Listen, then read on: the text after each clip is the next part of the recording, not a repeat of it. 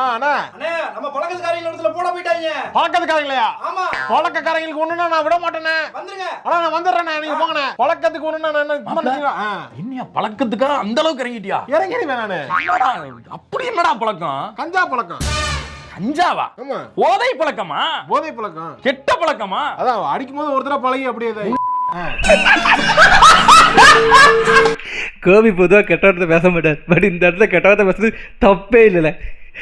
இந்த வீடியோ வந்து நிறைய பேர் பார்த்துருப்பீங்கன்னு நினைக்கிறேன். பார்க்கலாம், கண்டிப்பாக போய் பாருங்கள். டிலீட் ஆகுதுக்குள்ளே பாருங்கள். அது மட்டும் இல்லாமல் ஜாதி பிரியர்கள் யாரும் இருந்தால் உங்களுக்கான இந்த வீடியோவை கஷ்டப்பட்டு க்ரியேட் பண்ணியிருக்காங்க. ஸோ நீங்கள் கண்டிப்பாக பார்க்கணும், சரிங்களா? பாருங்கள், பார்த்துட்டு போய் கமெண்ட் பண்ணுங்கள்.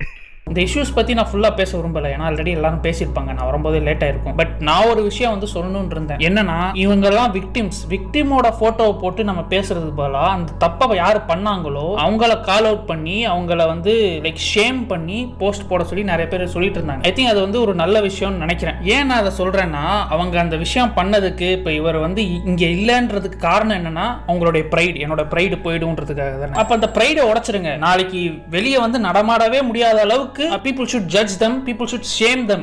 ஜேகே சொன்னது 100க்கு 100 உண்மை. அதாவது இப்போ வந்து ஒருத்தவங்க பாதிக்கப்பட்டிருக்காங்கன்னா அவங்க ஃபோட்டோவை போட்டு அவங்களுக்கு அனுதாபம் தேடுறதை விட எவன் இது காரணமோ அவனை போட்டு அடி நடிச்சா சரியாயிரும். எக்ஸாம்பிள் நம்ம நீயானால ஒருத்தர் வந்தார் தெரியுமா, அவர் திருந்ததுக்கு முழுக்க காரணம் ட்ரோல் மட்டும்தான்.